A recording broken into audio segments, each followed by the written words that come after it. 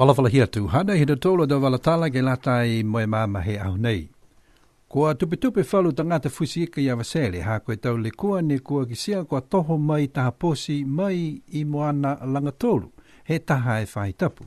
Ne pehe whahi fusiika kua laiseni e posi nei kai naka I lomita ke he tangata ke whakaonga in sinifo he hana posi. Kai mana ia ne tupu e le kua moe tūno e posi I moana.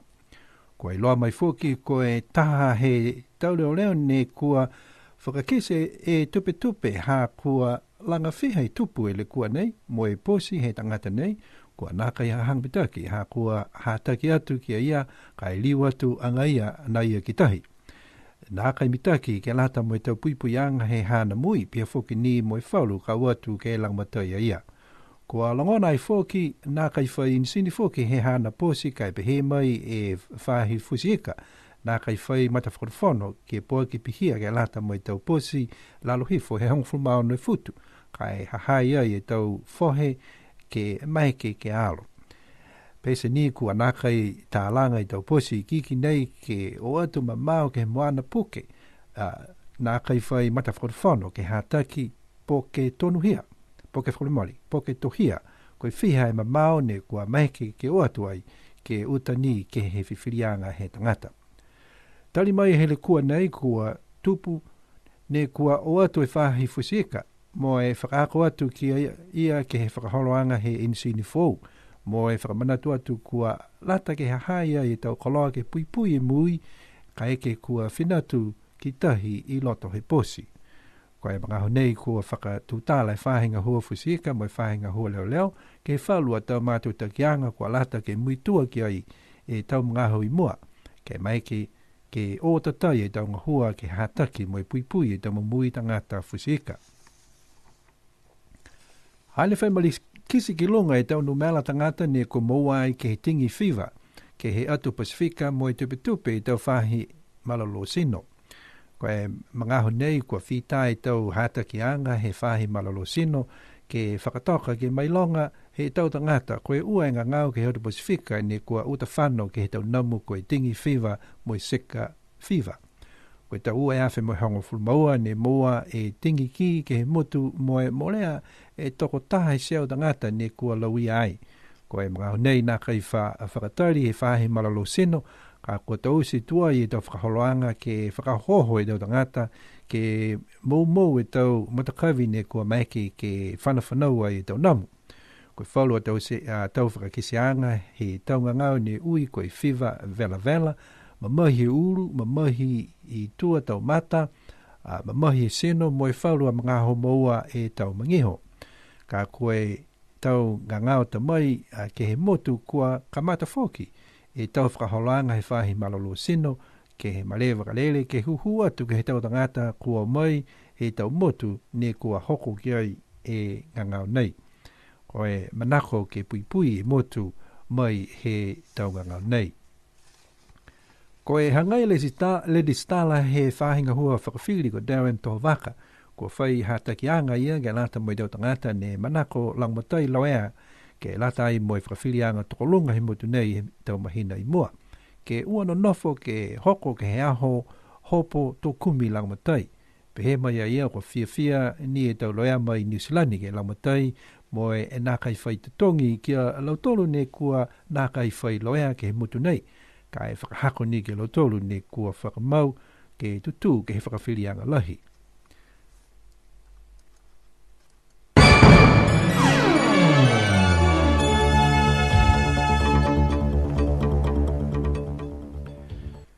Village fishermen of Avesele have voiced concerns for safety at sea following an incident involving one fisherman who needed to be towed in 3 times in 1 week. Police says that one of the officers raised concerns as this was not the first time this individual had encountered problems with his boat and yet still choose to go out to sea posing a risk not only to himself but others who had to assist him. According to Niuean Fisheries, the boat was licensed and the fisherman's unfamiliarity with the new engine on board was the reason behind his boat stalling out at sea. It is reported that there was no spare engine on board. However, according to Fisheries, it is not required by law for boats smaller than 16 foot long. There were oars on the vessel, but the fisherman was too far out to consider paddling back to shore. Fisheries says although these boats are not made to go too far out, there are no laws to limit smaller boats to stay closer to land. Since the incident, fisheries officials have provided training for the individual on the proper use of the engine and has given stern reminder to make sure that all safety precautions and gears are taken when going out to sea. In the meantime, the slight miscommunication between the police and Niue Fisheries has both departments working together to resolve a few minor issues to ensure that in future proper procedures are followed and safety is paramount. This incident set a reminder for the need to make sure that all safety gear is actually on the boat, and the people need to be familiar with their vessels before venturing out to sea. Otherwise, they risk not only their lives but also those who will have to respond to their distress calls. With the rise of dengue fever circulating in the Pacific region and confirmed cases of Zika virus in the Cook Islands and Easter Island, the Niue Health Department has issued precautionary health notices to the public. Dengue fever and Zika fever are viral diseases spread to people by the bite of infected Aedes mosquitoes. Symptoms of the disease including fever, mild to severe headache, pain behind the eyes, muscle and joint pains and sometimes rash. There are no vaccines for dengue or Zika fever. In 2012, more than 100 people were infected with dengue fever on the island, and the Public Health Division does not want people to be complacent this time and have taken a proactive approach with their awareness campaign. Health representatives says their vector spray program is only a part of the solution, and they need public cooperation to continue cleaning around homes and removing any potential mosquito breeding areas. Public Health are advising those travelling to areas with active cases to stay in hotels that are well screened off, air-conditioned, and when outdoors to use insect repellents. Health officials have also started screening passengers in the airport last week. The Deputy Registrar of the Niue High Court, Darren Tovaka, said people who are summoned to appear in the Niue High Court this year, in May, not to wait for the last minute before seeking legal representations. He said those lawyers from New Zealand based in Christchurch will continue to offer free legal service to anyone who needs it, especially to those who cannot afford legal representations here. And here's our news from around the region. Fiji flags went up at the Commonwealth Secretariat Gardens in London following a positive decision to change the status of the country's membership in the organisation. At the 43rd meeting of the Commonwealth Ministerial Action Group in London on 14th of March 2014, CMAG decided that Fiji's current full suspension from the Commonwealth should be changed to suspension from the Councils of Commonwealth, thus permitting Fiji, once again, to participate in a range of Commonwealth activities, including the Commonwealth Games, recognising the role of sport in bringing people together. Chaired by Bernard K. Membe, Minister of Foreign Affairs and International Cooperation of the United Republic of Tanzania, CMAG welcomed the significant progress made in Fiji towards holding national elections by September 2014.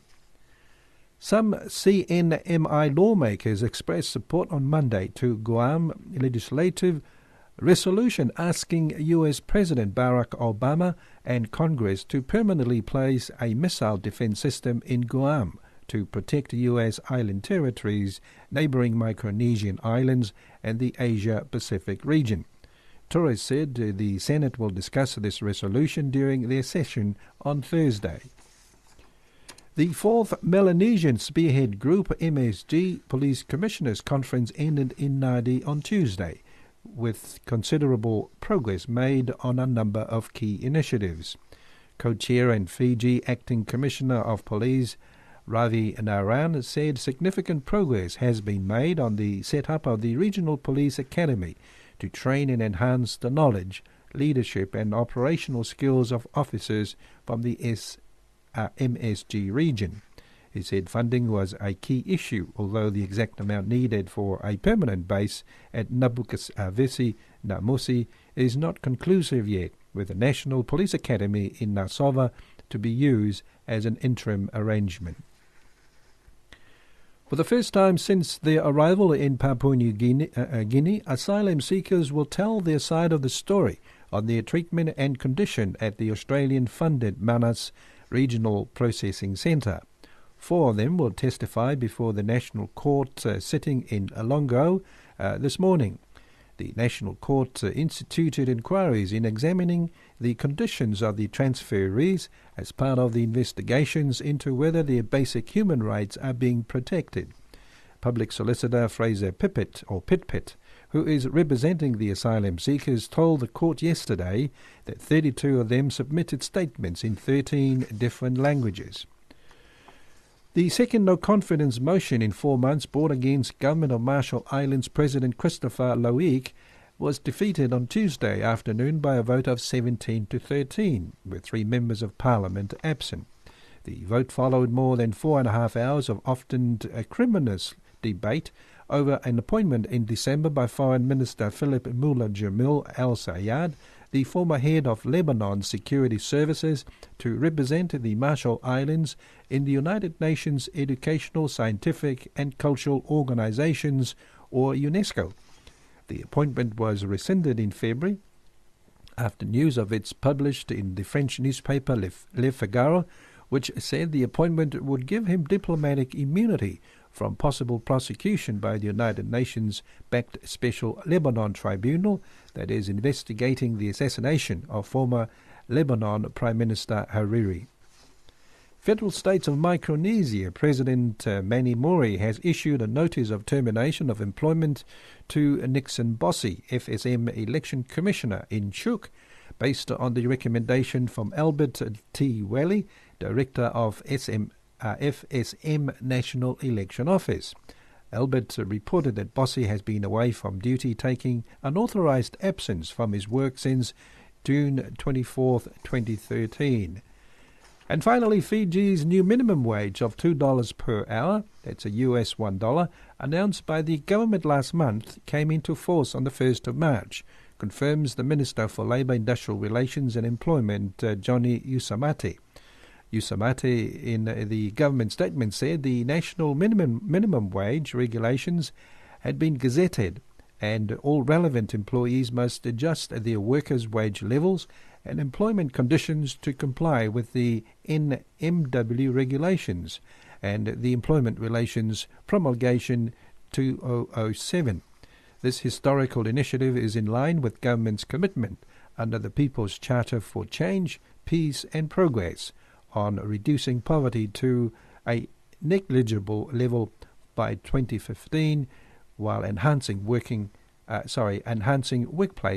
and national productivity. And with that news, ends our news for today.